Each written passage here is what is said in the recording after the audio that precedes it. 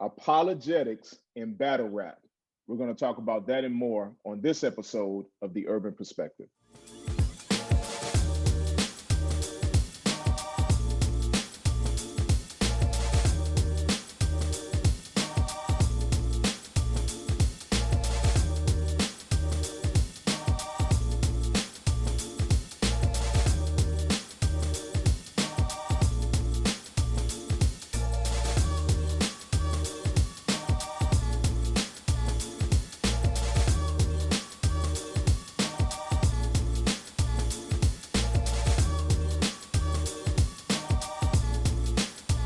What's up, world? Pastor Jerome here. You're tuned into another episode of The Urban Perspective. If you are new to The Urban Perspective family, do me a favor, like, share, and subscribe. Make sure you hit that notification button. That way you can be updated on new episodes of The Urban Perspective. Well, my guest today, if you are familiar with the battle rap game, he needs no introduction. He's known as Loso in the rap game, to his wife, Carlos Loso Bedoya. Listen, Loso, thank you for being on The Urban Perspective. What's up, man? Thank you so much for having me, bro. I'm blessed, man. I'm blessed.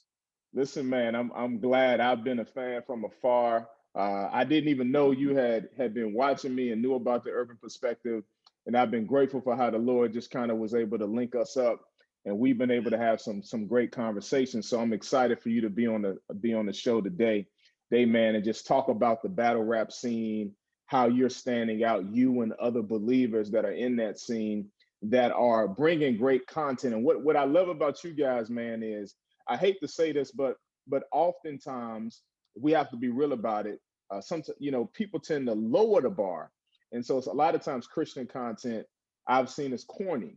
And they feel like they associate being faithfulness with not perfecting your craft and putting in the work and being excellent when it comes to the bars and the schemes and the punchlines. But that's not you. You're excellent at what you do. You're great with the bars. You're great with the schemes. I love watching you, A Ward, Saga, and how the Lord are using you and others in this field. But before we kind of dive into apologetics and why it's necessary, even in the battle rap game, give us your story, man. Tell us how your life before Christ and how you came to know Yeshua and put faith in him. Yeah, so I'm from Queens, New York originally, single parent household.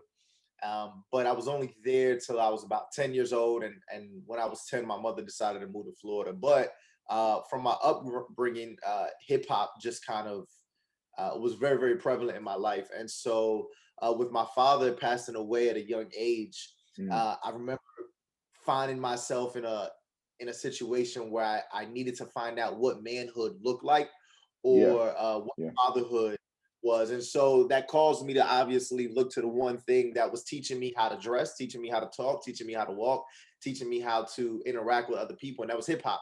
And so, moving down to Florida, I had this East Coast bias, obviously, as a young kid. And then, I'm now in the South now. And so, I'm heavy at this time on Outkast and T.I., Lil Wayne and stuff. And so transitioning, obviously it was a bunch of godlessness that was kind of persuading me to operate in certain ways. And so I tell people all the time, what's crazy is that I never picked up a pencil to rap. Like I wasn't rapping prior to knowing Christ. I was just really in love with Jesus. Yeah. I may have done some stuff in high school, just to mess around, but it was nothing serious. And so what ends up happening around, I want to say maybe 2007, I become, so my mom obviously starts bringing me to church. She ends up getting saved when I was 14. And I remember her dragging us to church all the time. And I'm like, all right, cool. I gotta show up to church today. But I did not know what was going on, but I do know that something happened in my mom. Like I couldn't explain it theologically at the time, and I didn't have the words to go ahead and communicate it. But I remember looking at my mom and I was thinking, whatever's going on, she is different. Like she's not the same woman that I knew. And so she would operate differently. She would talk differently. And so when she started taking us at 14, I started being around Christian things, but I was still, in the streets doing my own thing and messing around. when I was 18, after high school, I was sitting down at a computer. I tell people this all the time, and I was just on YouTube, just minding my business, and I stumbled on a video. It had no visual. It was like a black screen, but it had audio, and it was a guy named Paul Washer. That I had at the time I didn't know who he was, but I stumbled on his video, and he was just talking about the holiness of God. Now, what's crazy is that, and then you can attest to this too. Like we'll hear, people hear the gospel presentation several times, but then it's that one time when the Holy Spirit is like truly working. He opens the eyes of your hearts. And so for me, it was that day, like the same message, but it was being communicated in a way that I hadn't heard before, but like something was going on where I was able to receive it that day. And so I just remember looking at the computer, bro, and everything was just making sense and everything was just like sticking out. And so I got up. I remember one of the first signs that I thought was like, yo, this has to be genuine conversion. I went to my room and like I picked up like all of my like Jay-Z and Nas CDs, bro, and I just threw them away. I remember that was like one of like the first I guess actions that followed me hearing the gospel. But after that, I just wanted to learn more about this God that I had just heard about. So I'm in my room. I'm about 18 years old. And I was at my mom was going to a church, but it was older people who was at the church. And so for me, I remember praying to God. I was like, God, can you send some people who look like me, who talk like me, who are from where I'm from? And so Flame, who's a Christian rapper, he had a concert at the time, which was probably about 30 minutes from where I was currently living at. And so I ended up going to the concert. And when I went to the concert, I met some brothers. Oh, I seen some guys there. And this is crazy. This is gonna sound kind of crazy, but this was the first time since I was maybe about 14, 15 years old. And I'm probably about in 3 or 4 years, this is the first time I saw young Black people serving the Lord. Like I had never seen that before. It was almost like I stepped into a new world. And so when I got to that concert, I'm seeing these guys with dreads, same oversized t-shirts I'm wearing, tatted up, and they're rapping Flame's lyrics. And I was like, oh, this is the most amazing thing I've ever seen in my life. And so I told myself, I said, man, I gotta reach out to these guys. Yeah. After the concert, I try to find them. I'm trying to find them, and I could not find them, bro. And but in God's providence, one of the guys were able to contact me via social media. He just found me. And so we linked up. It was my brother Cato. We still kind of cool to this day. But he says, yo, I want to bring you over to my friend's house. Let's just hang out. We just open up the scriptures and just chop it up. I said, all right, bet, let's do it. So I go over and I open the door, and KB is there. And this is, we're like 18, 19 years old. I tell people all the time. And from that day, we actually started HGA. So what you see him promote now with his Glory Alone stuff, that was where we started it at. And so from there, we started evangelizing. I remember we were just these young guys with zeal.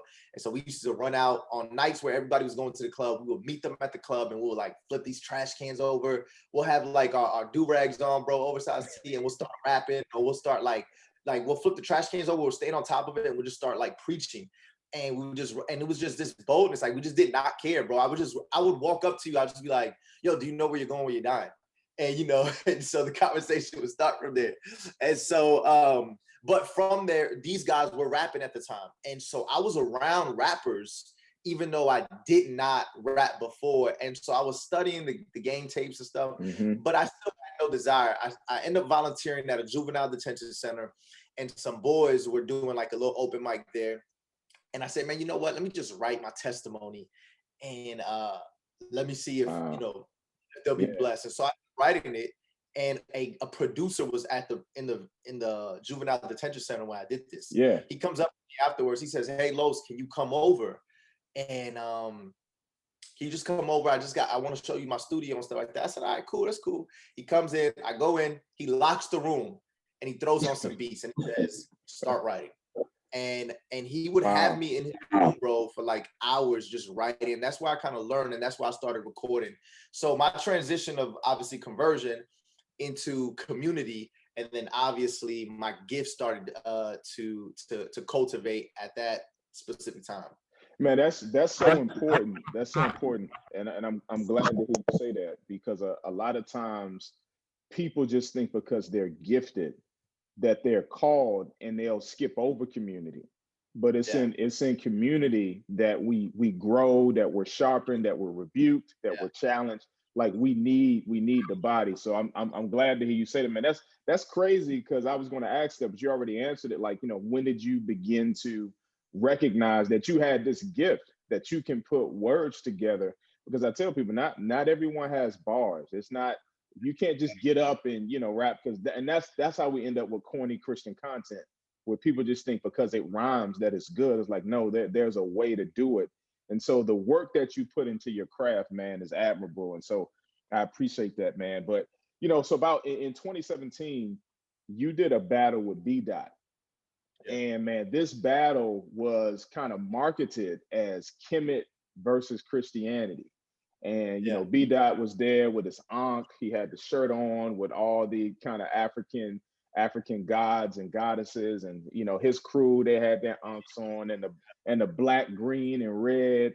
And you guys went at it, man. So just talk to us a little bit. I'll break down what Kemet is, but how did that get set up? And then what was your take on it at the time, being a believer in a crowd where it seemed like you were the minority in there? Yeah. So when I joined battle rap, I knew I would have to utilize some apologetics, but I thought it was just your classical, So, whether I'm doing the cosmological argument or if I'm just, doing a moral argument, it's like that. I had never been confronted even with the idea that Christianity was the white man's religion. Prior Mm, to battle rap, I did not get confronted with that. And so I was not confronted with that. So what ends up occurring at this time in battle rap, you have this kid in the West, right? B Dot. You have this guy on the West Coast, and he goes viral. He goes viral. I want to say maybe 2015 for attacking a white guy, right? Not attack physically, but in a battle rap, he battles this white guy, and he's just breaking him down. And within his breakdown of this white guy, even though the white guy was not a Christian, he starts attacking Christianity as to why this white guy thinks the way that he thinks, right? And obviously he's great with words and he's great at rapping. And so everybody's like, yo, who is this guy? Who is this guy that's just like talking to his soul and stuff? And so B Dot becomes a thing. So he's in the West Coast and he's killing it, right? He's having great battles, boom, boom, boom. Then you have this kid in the South who who's coming up, and he is a Christian. He's an unashamed Christian, and he's garnering attention from all of these like top tier battlers because he's down in the South and he's killing the competition as well. And so you have hmm this kid in the West, you have this kid in the South, which regions are not necessarily like the Midwest and the East Coast were the prominent regions in battle rap. But this kid in the West, this kid in the South are coming up. And but at that time, if you weren't on URL, you weren't seen as like playing in the NBA. But we were kind of creating paths where we were like, yo, we don't need the URL. We are like, we're getting all-star votes outside of the NBA. And so what ends up happening, I start hearing about him wanting to battle Saga. He was even going to battle A-Ward. A-Ward didn't turn down to battle him in the beginning, which was going to be their first like URL battle. Yeah. Then B Dot wanted to battle Saga, but they wanted to make B Dot try out before he battled Saga, and B Dot was offended by that. So you have me over here, and I told John, I remember at the time, and I said, yo, I want to battle B Dot. It seemed like people were scared to battle, like other battlers were scared to battle him. And I was just like, yo, I'm not scared to battle this guy at all. And so I remember we've been having like some exchanges on Twitter and Facebook, and he would try to ask me certain questions. And I was just like, okay, let me look up what he's talking about. I started finding out who hmm Brother Polite was. I started finding out hmm what Pan-Africanism was and command. And so they set up the battle. And it was such a big battle because of our talent. And then you had our beliefs kind Right. of, Yeah. get to the forefront of that. That's why it's marketed as Christianity versus Kemet. I think it's close to, it might be over 500,000 views or something like that, which is crazy for a league in the South, which is crazy for a battle not even on URL to have that many views. But I just remember, Jerome, no lie, I had no worry in my mind. I just remember writing content, and I could have wrote more material, but I had to condense it, obviously, even though we were going unlimited. I had like so much to talk about. But here's my problem though. At the time, I had not studied on exactly what he believed. Now you got to think about it. You could go in front of a crowd and discredit Christianity and everybody's going to clap their hands because everybody already has a or misconception about Christianity, right? Absolutely. Pastors, you know, and then whatever knocks on Catholicism there is, they kind of just like move it over to Christianity, right? So like me and you would be at fault if they read about a story about a priest touching a boy, right? So that automatically gets pushed into Christianity. Then obviously the inconsistencies in scripture, and then Christianity is the white man's religion. So all these things are being said, and if you say them from a mountaintop, everybody's going to be cheering. But if I say something about Kemet or Pan-Africanism, it wasn't just I who was unfamiliar, it was even the fans. So it was a difficult position for me to be in, because if I attack something that people did not know, they're like, okay, we don't really even know if you're telling the truth, because I don't have an understanding of the foundation of what this guy believes in. Well, I was able to do a couple, you know, I had a couple things, or there were a couple of things that I wanted to touch on, which was obviously my second round. I did, he believes that the Black woman is God. And, or, you know, they had that saying, which later on I kind of unpacked that a little bit. You had an interesting bar, because and family apologetics is defending the faith. For anyone watching this, that this may be your first time. So it's First Peter 3:15, where Peter says, give a reason for the hope that lies within us, or give a word of defense. And the Greek word is apologia or apologia. People say it different ways, and it's this idea of defending the faith. But the way you did that was brilliant, because you said your bar was, if the Black woman is God, how come one isn't enough? Do you like this, hypocrite? You know, criticize Danny Miles for multiple baby mamas, but look up to a polygamist? Oh, you feed that, listen, oh, you feed that desire, still wanting you a mistress, so you manipulate their minds as if the contrary is religious. But see, that seems suspicious, because if the Black woman is God, how is one not sufficient? Oh, you know what? You were able to hit him on his polygamous views. So I thought that was dope. Yeah. And so that's what I remember. That was one of the first things I wrote down, because, like I said, I didn't have too much to work with. But yeah, I wanted to attack this idea of sufficiency for who you would claim as God, because obviously they have multiple ones or whatnot. But crazy enough is that after that battle, he and I became really, really good friends. Like, we're still good friends to this day. And we're constantly having these conversations. We're constantly going back and forth, tackling, you know, who is Jesus? And he believes that Jesus is a real person, but he believes that we have, what's the word I want to, like, we've turned him into like this legend or this myth. Like, he probably was a really good guy. That's what Pete would say. He probably was a really good guy, but we have stretched out the reality of who he is. Yeah, he's reject. So we have deified Jesus because he's God in the flesh. And so John 8:58, he says, before Abraham was, I am. So Jesus declares himself that he is Yahweh. But he would say, because he doesn't believe that Jesus is God in the flesh, his position is we're deifying him incorrectly. So that's what he's doing. He's saying we're deifying a man, and he's just a man. And we're like, no, Colossians says all the fullness of deity dwells in him. So he's homoousios. He's God and man, fully God and fully man. That's called the hypostatic union, that he's 100% God and 100% man. Sure. Yeah, so, you know, ends up becoming a widely accepted battle amongst the culture as a classic. To this day, it's still referenced. I don't even go back and watch it, because like my old music, like, it's just really cringy for me to see, because I'm just you're too critical of yourself, man. Yeah, but you know, it helps people out. I still get messages to this day about the battle, and so I'm like, man, Lord, do your thing, bro. Hey, man, hey, could there possibly be a rematch? I mean, can we get a Loso versus B round 2, especially what you know now? And we got so many Christian apologists in the game. We got Adam Coleman with True ID, Damon Richardson, and that's why I think, like, I would be able to overwhelm him this time with like the stuff that I would have. But we talked about, we got too many receipts. But we said but we actually agreed on this. If we do it, because battle rap is universal. So like I've been overseas, I've done stuff. And so we've actually said if we do it, we're doing it in Africa. Like we're going to Africa. And so there's a battle rap fan base. It's a huge battle rap fan base in Africa. So we were like, yo, if we do it, and he thinks he has the home court advantage if we go to Africa and do it. And I was like, no, there's some great Christians out there, bro. So he does not. Christianity was in Africa before Europe.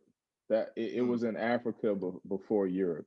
But let's break down his view right quick. And so for those you watching, family, you know, we do apologetics here. Again, we defend the faith. And here's my contention.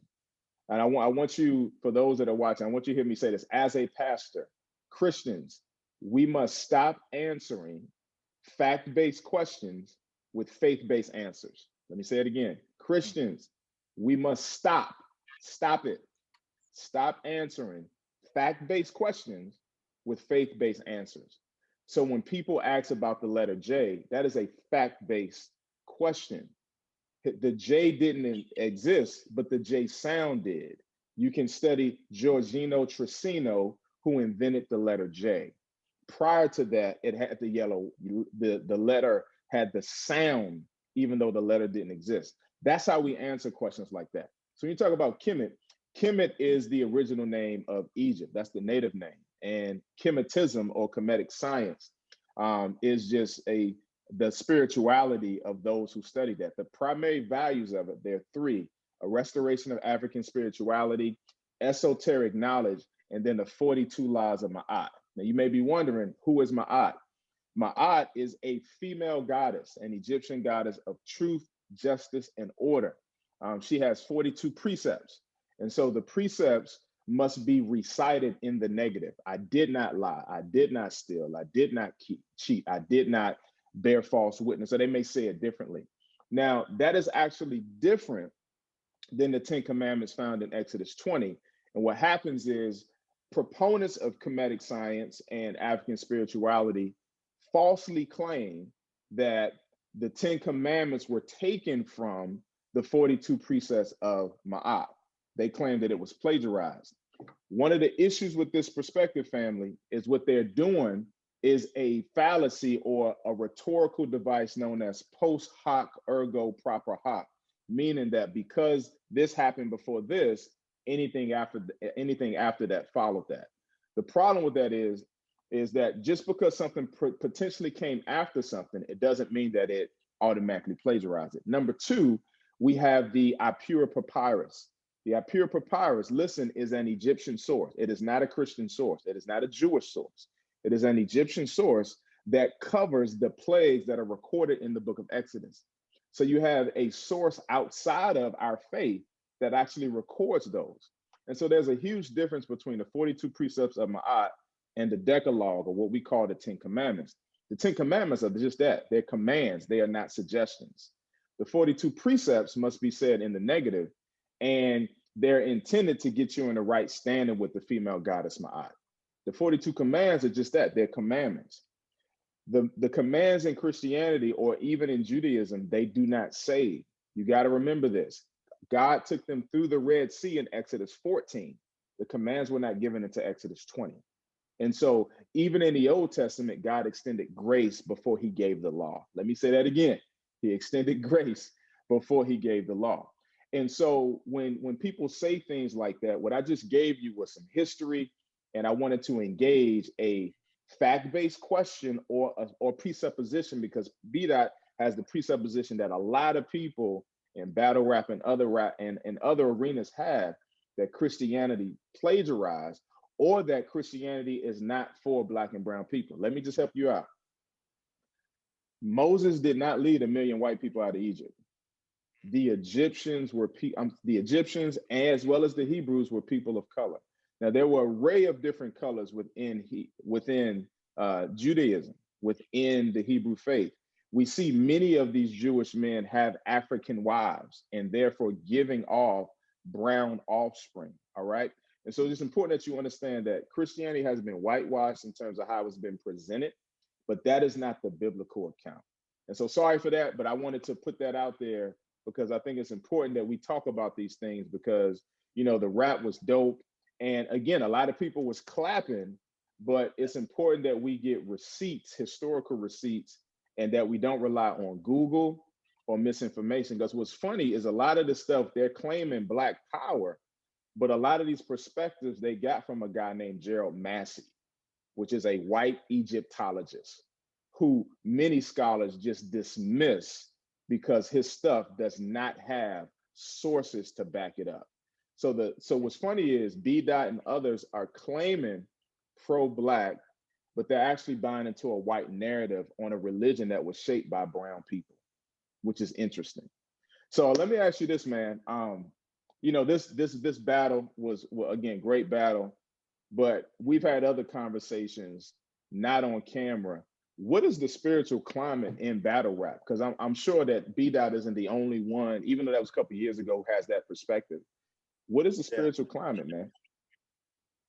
And so B Dot would he probably would be the only one who's consistent as far as, you know, with certain things and whatnot. He's the only one who's consistent if they call themselves like Pan-African, right? Yeah. Like that's what he's really on. He's really on that. And he operates like that with how he lives and stuff like that. The rest of the guys in battle rap, it's weird because, like, you know, they will admit that their grandmothers went to church, and so therefore, you know, they believe in God and they believe in Jesus. Some would say like, nah, you know what? Christianity is the white man's religion, but they would use that. I don't know if they've really done their research or anything. I mean, they obviously did it, but I don't even know if they've looked at even those lies. What they've done is they're using something to kind of like cope with the reality of like, you know what? I can't acknowledge Yahweh as God, because if I do, then now I have a problem, you know, with the way that I'm currently living. So I would just say like godlessness, man. You know, obviously they will all say that, you know, Christianity is for white people and they've enslaved us, right? They've enslaved Black and brown people. And then like I said, B Dot would be Pan-African. We have a lot of Muslims. I would say that we also have a lot of Muslims, but you don't have any Muslim battle rappers. So when I say like you have Muslims, you have guys who probably were in prison, and then Muslim was the faith that they kind of like, you know, went to. And then so now that they're out of prison, this is what they associate themselves as. But you just have, you know, you just have the Christians, then you have B Dot on one side, and he probably has some people with him. But then for the majority of everyone else, it's this no to Christianity, no to the Bible, no to church because of their lifestyle. And if they needed to go ahead and defend as to why they're not going to serve God, they're going to associate themselves with the thought that white people have enslaved Black people with religion. All religion is bad. Jesus, you know, or you know, the white man used it to go ahead and enslave us, and therefore this is what we have today. So how do you engage that? Because what they're saying can't be completely dismissed. Again, Christians, let's not act like what happened didn't happen. So Yeah. yes, white slave owners use scripture to enslave, but this is very important that you need to understand. And I want to suggest some books. Get Gospel Haymanot by Dr. Vince Bantu. Get How Africa Shaped the Christian Mind by Dr. Thomas Oden. Get The Color of Compromise by Jamar Tisby. Get The Blessing of Africa. The author is escaping me right now. Get Christian Slavery by Kristen Gerbner. There are several books with citations, and I have a resource getting ready to come out called The Whitewashing of Christianity, A Hidden Past, a Hurtful Present, and a Hopeful Future. I want to say that because Christianity, they did not beat Christianity into the slaves. They attempted to beat inferiority. That's a big difference. They did not whip and say, trust Jesus. This is why the slaves had spiritual songs and why they didn't want them to read the Exodus. The slaves were trying to keep them from the Bible. And Nat Turner, when he had his revolt, they made it mandatory that slave owners were in the services that the slaves had. They had their own services. They knew that once they read that God was a God of liberation, that God was about freedom. All right. They understood that God, that Jesus, he draws people to himself. And so it's just important that we get that. So, but how do you engage? How do you engage that, man? How are you engaging these discussions? Because souls are at stake. So we shouldn't dismiss their questions. How do you engage them? Man, that's so you started off the right way. So I apologize and I admit I was like, yo, there were some white Europeans in the name of Christ doing some things that were not in step with the true Christ, right? Like I've publicly admitted that. I was like, look, whatever you want to bring up, that is like we could go ahead and dive into that. And so I will apologize. I will admit that. I would even admit that we have done a terrible job at acknowledging it as a Christian, obviously as Christians, right? We kind of sweep it under the rug, or we'll just kind of, I've even heard people just say like, oh, well, those people weren't really Christians. But at the end of the day, I mean, they were nominal Christians. They were doing it in the name of Christ. And so I would have to go ahead and deal with something on that level. I would do that first. Two, I always try to communicate with them like, hey, what timeline in history are you starting at? Because if you want to start at, the transatlantic slave trade, that's fine. You know what I'm saying? But my thing is like, you're omitting so much that occurred before. And so Right. kind of what you were going at to, man, like Christianity was not white people bringing it to brown skinned people. It was brown bringing it to white. You know what I'm saying? It was moving from Africa. And so whether I'm diving into the Coptic church in Africa, whether I'm talking about the Ethiopian eunuch, I want to make sure that I communicate like, hey, there is some African, not just some, but there is a lot of African presence within Christianity.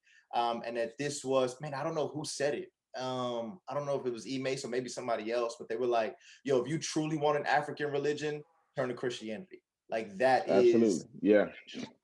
African religion. And so that's obviously on an intellectual level, but then on a practical level, like I said, I'm apologizing, but I'm also doing life with them, right? Because for them, because Christianity is a white man's religion, and they see this guy with tattoos from the same part of the city that they're from, and this brown skin Latino, I'm communicating to them, no, Jesus is for you just as much as he is for our white brother down the street or whatnot. And so having to just deal with them, trying to send them to the same resources. I have that book, How Africa Shaped Christianity.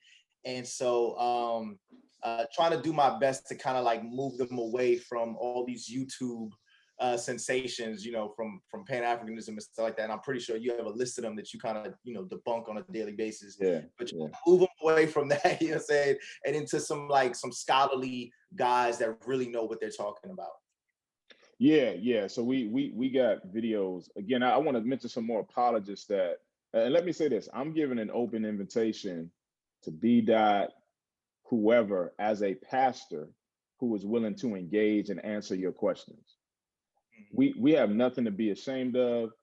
I have nothing to be afraid of, because we have so many historical, I want to repeat that, historical receipts, archaeological receipts, biographical receipts that support what we believe, even if we want to go outside of scripture. And so obviously we're going to come back to scripture, because we believe that's the word of God, that it's inerrant.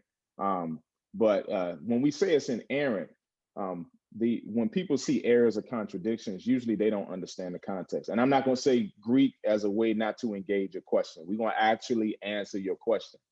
And so some people are, again, True ID podcast, my man Adam Coleman, Urban Logia, David Richardson, BK apologist Alfredo Valentin, Miss Titus 2 female apologist, Jude 3 Project Lisa Fields, Dr. Eric Mason, and Thrive in his YouTube channel. Subscribe to those channels, and you'll see people who look like you answering questions. Go ahead. Pastor, if you could quickly, so whenever I'm having conversation, probably with you too, whenever you have conversations and then we start going to the Bible, right? We start bringing up scriptures.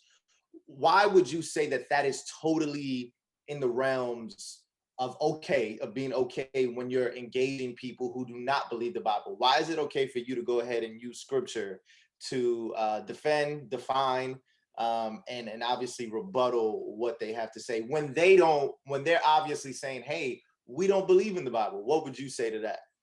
Yeah, so if they don't believe it, again, I can defend my faith without it.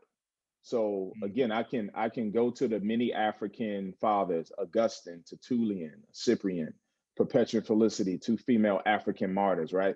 But when they begin to critique it, you just stepped in my territory. And so just as it relates to just fair argumentation and logical dialogue, if you critique my book, well, now I got to reference the book you're critiquing. And Yeah. so then I'm able to bring up, like B. Dot quoted Psalm 82. Selling it back through the piracy, don't lie to me. I need you to stand here and look eye to eye to me. Psalms 82:6, ye are gods. How come you don't see the God in me? You got in your battle. Ye are gods. But he quoted verse 6, but missed 1 through 5. Verse 1 says, God is in the midst of the divine council. So there's this divine council that Michael Heiser talks about in his book, Unseen Realm, that God acknowledges other deities. What he says is he's above them all. We recognize the polytheism that took place in Africa. And when we say Christianity is an African religion, we recognize that it wasn't the only one. We're not saying that it was the only one. Yes, they were polytheistic and worshiping other gods, but we're saying that's not dismiss the fact that there were monotheistic belief in one God, African believers, African Christians.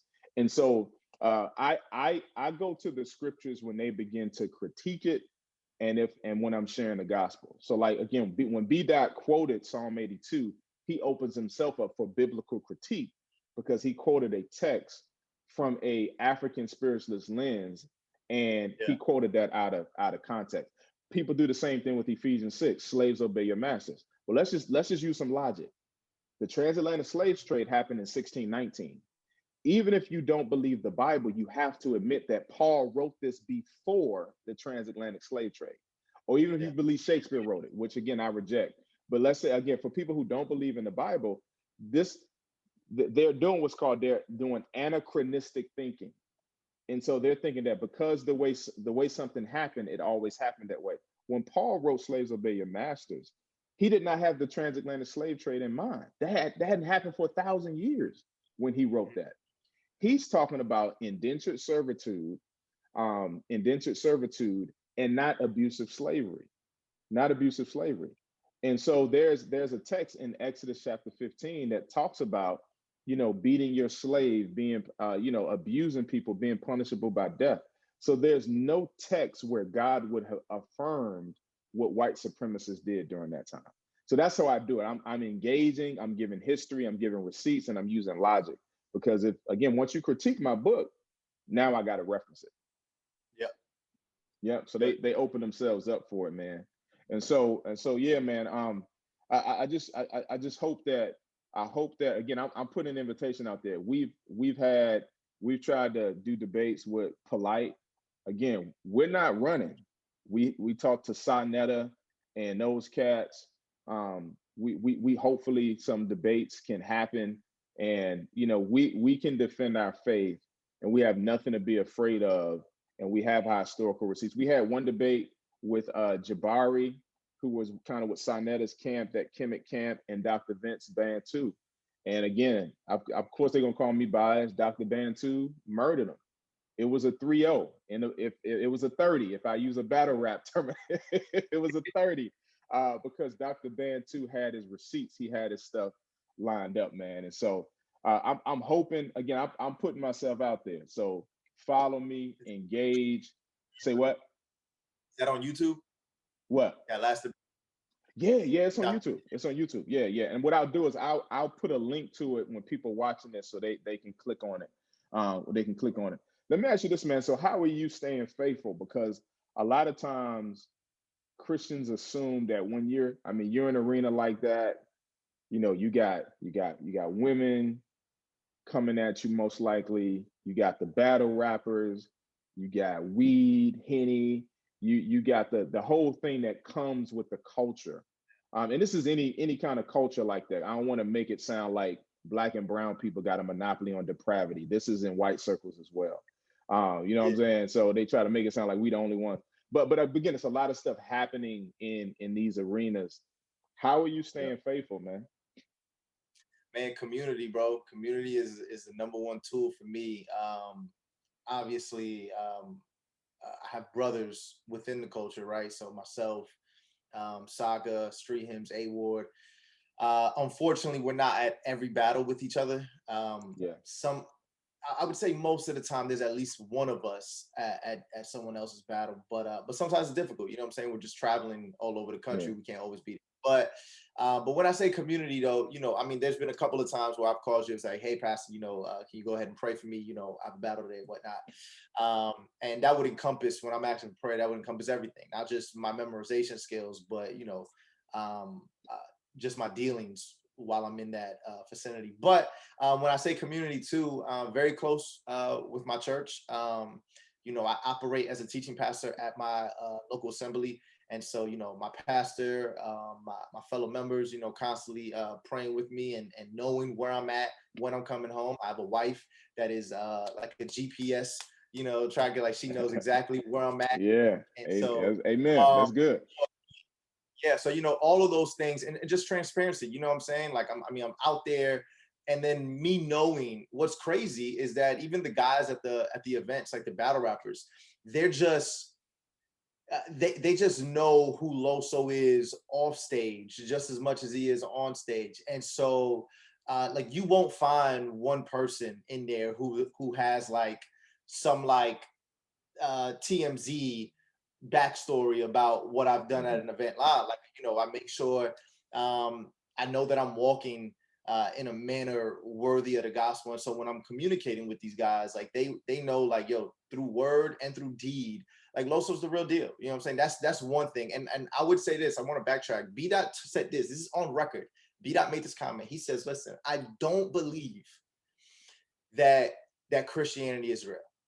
He said, but if it is real, Loso, it's like, I know Loso believes like what that is. So basically, like, he was like almost like Mm-hmm. praising like what, like who I am as a person. Like, he's like, man, if Christianity is real, I know Loso has the right God. And he's even went on record and he says, like, if his son, because he supposedly, I mean, and I don't know how consistent, but he says he doesn't believe in indoctrinating your children. So he says, like, one day, let's say like his son grows up and says, like, Dad, I want to go to church, I want to become a Christian. He said he would reference me. He said he would get me, and he would tell his son to contact Loso. And so those are the type of stories that I like to hear, because it's like, okay, even if they do have some arguments that just aren't, quote unquote, answered towards Christianity, one thing that it has been a testimony for them is just how I deal with them. You know what I'm saying? I want to love them with my money. I love them with my time. I love them with my words. And so these guys, I've bailed some of these guys out of jail, out of prison. You know what I'm saying? They've called me while they were in there, and I'm dealing with them. Some of these guys have been shot, and I've been the first one that they've called. They're in the hospital, not being able to piss because bullet wounds have injured them or whatnot, and so they're just on the phone crying to me. And so I get a chance to just pray with them and walk with them. Or something as simple as, after an event, I just buy lunch for them, or I buy dinner for them. You know what I'm saying? And we just hang out. Those small things, man, it's just like, they're just like, man, okay, something, like, he's operating different than the Muslim guy over here. And not saying that these other guys can't be moral, because they are, or they might still be just as generous as I am. But there's a goal here when I'm encountering these guys. And so I kind of forgot the premise of your question or whatnot, but kind of going No, down the yeah, line. yeah, That's no, how no, do no. I operate? That's right. How do I operate in faithfulness? And so all of those different things, I make sure that is almost stamped on my eyeballs and stamped inside my mind. And so whether, like I said, whether it was my pastor, whether it's outside people such as yourself, and then family members and members of the church, I want to make sure that I'm close to them, because, man, like, I have seen Christians, and I'm saying to Christians, I've seen Christians operate in these circles, but they're almost like these isolated, private generals of their own army, you know what I'm saying? And not like, they're not reporting back to their base at all. And so when they do that, sin has a great chance of devouring you, right? Sin is crouching, and sin has a great chance of making you look like a fool in front of everybody that you are proclaiming Christ. I've had to talk to brothers because of that, you know what I'm saying? Because they are operating in a way, it's like, yo, that's not, you know, that's what one, you know, that's not you, and that's not who we claim to be. And so I wanted to just make sure that that the name of Christ, I don't give opportunity for the name of Christ to be slandered amongst these people, man. So Yeah, that's that's how. dope. That's dope, man. One of the things I appreciate is just, still, like I said, having the intensity, the bars, the talent, but keeping your cool, because battle rap, man, it's anything goes. I mean, they talk about your wife, your mama, your children. If you got a handicap, they Yeah, talk about dead. It's like it seems like it's no rules. Like even you doing this interview, if you got a battle, somebody might watch this and then use this against you in a rap. Like they'll bring up, yeah, you was on there with that past. You know what I'm saying? Like it's like there's no rules. So, but what I appreciate is after all of that, they dap each other up and hug afterwards. yeah. It's like UFC, right? It's like boxing, right? Like you knock me out, and it's like, hey, you know what I'm saying? But what's crazy? I tell people, I said, like, yo, this isn't like, this is very, very, very professional. It's done professional now. And granted, you know, you're still dealing with people, so Yeah. things can always go left. However, in the midst of a battle, I mean, it's like boxing, and it's also like wrestling. You know what I'm saying? Like there has to be some marketing behind it, and so that's why you see guys say certain things. It's boxing because there's a this strategic moves that you are using when you are in that ring. And so you're right, they would reference certain things. With me though, it has to be. It's all like general. It's never like a personal. Like they don't, because I don't have, by God's grace, I don't have any skeletons in my closet where like they can go on the internet and find something, or they can ask somebody around here like, hey, was he, you know what I'm saying? Maybe prior to Christ, you know what I'm saying? But you would still be going down the line 7 years from now, you know what I'm saying? So it would be really difficult to go ahead and even if that is the case, right? It's like, all right, cool, you bring something. So if they do reference my wife or something like that, it's never specific because it's never personal, because I know for a fact that they're just trying to go ahead and create something out of thin air. When in reality, my wife has, you know, like never been with any of these guys. Like if that was the case, then okay, cool, I would have strike against me. But yeah, they'll utilize all of that. But for me, that's why you see me keep cool, bro. I sometimes I'm praying, sometimes I'm not even like acknowledging what they're saying, or sometimes I may be listening because I want to rebuttal something. But for the most part, I'm just getting ready because I just keep telling myself, say what you need to say, because in a couple of minutes it's my turn to rap, and when it's my turn to rap, I'm really gonna. Like, that's my thing. Like I still have a chance.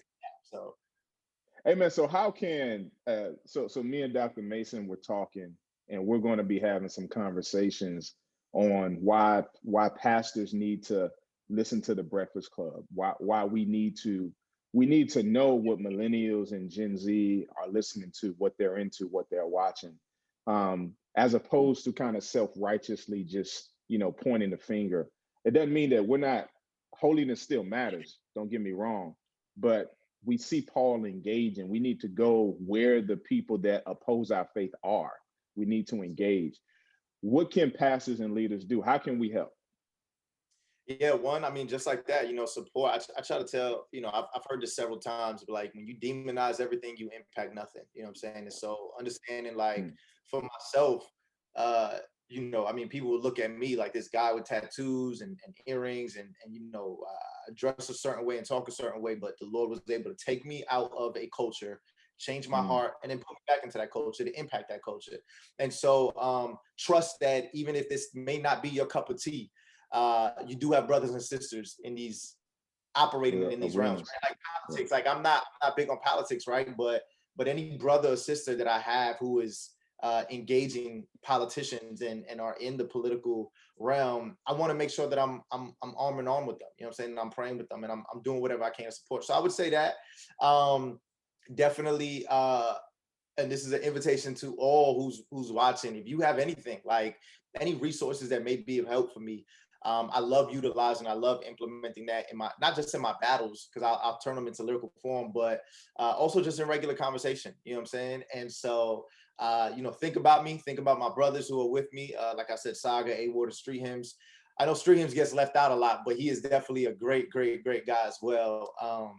But so if you guys have any resources, send them my way. And in conversations like this, like we are very open to just having conversations with pastors, and we want to make sure. That's why it was so cool when I found you guys, when I was doing research on and that's crazy because I was doing research for a conversation I was having with B-Dot.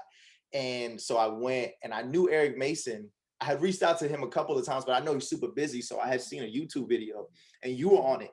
And so that's where I had, I was like, okay, this guy named Jerome, let me go ahead and check out his stuff. And so, man, I think it was was it something woke? Woke was in the title. I'm not sure what the name of the podcast was. We were distinguishing unredeemed wokeness versus redeemed wokeness. And that's a whole nother conversation because a lot of evangelicals have just kind of broad stroke. Was there a podcast though that had the word woke in the title or something like that? Or yeah, it was called the Woke Church Roundtable.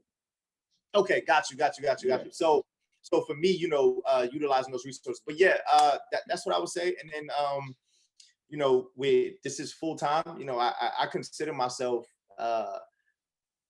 similar to a missionary. You know what I'm saying? Like I do, and that's because of the work that I know that I'm doing outside. So we have different ways that people can obviously come alongside and support and stuff. So, but yeah, that's mainly, those are the main reasons, man. Those are the main ways that they can go ahead and come alongside us. Well, Loso, man, I appreciate you taking this time. I appreciate, how God is using your gifts. Congratulations again, man, on the, I think top 20 ranking out of 20,000. Yeah, you were rated. What was your number again? 11. 11. I feel like it should have been a little higher, but I'm gonna be. Hey, man, hey. So they've done it. They've done it 4 years now, and 3 years I have ranked 11, 12, and then this year 11. And so this year, man, hopefully, Lord willing, we'll crack that top 10. But that just shows the consistency. And so like I said, like what you mentioned earlier, Christians usually when they get into the arts, like it's like it's not as good, right? But I tell people, I'm like, look, this would be similar to, Steph Curry. He's in the NBA, he's a believer, right? And so you're not putting him in like, he's the best Christian 3-point shooter, right? Nah, he's the best shooter of all time. And so for me, I want to make sure that my faith obviously is what defines me, but at the same time, excellence is what defines what I do. And so you can put me greatest in the battle rap game. And so, but yeah, man, number 11, man. So thank you so much for everyone who supported me last year in 2020. Yeah, man. Scripture says, do anything as you do as unto the Lord and not man. And so if you're doing it for the Lord, it shouldn't be corny. You should perfect your craft. You should put in work. It should look well. It should be up to par for the God you're saying you're representing. Loso, man, thank you so much, man. Any final words you just want to say to the crowd any parting words, man, before we close this out? Nah, man, thank you guys so much, man. Thank you to you, Jerome, man. You have been a blessing in my life. Everybody else who coming alongside me and praying, man. Thank you guys so much. If you guys want to hear more about me, you can actually go to my website, everythingloso.com. Again, that's everythingloso.com. And you can find previous battles. You can find my music. You can find merchandise and stuff like that. So everythingloso.com. I actually give them your Instagram. Give them your IG handle. Yeah, so actually, if you go to that website, there's handles there that you could click on Instagram, stuff like that. But it's Everything Loso. So you go to Everything Loso Instagram and Everything Loso Twitter. You can find me there as well. I will be starting I have a partnership with Caffeine, the Caffeine app, where I will be having conversations such as these and other, and obviously tackling stuff and battle rap and stuff like that. So that will be coming soon, man. So thank you guys so much, bro. Oh man, I'm looking forward to that. I'll be tuned into that. Well, listen, guys, family, you've been tuned into the Urban Perspective, where we are taking you higher. I love you. God bless you. Peace.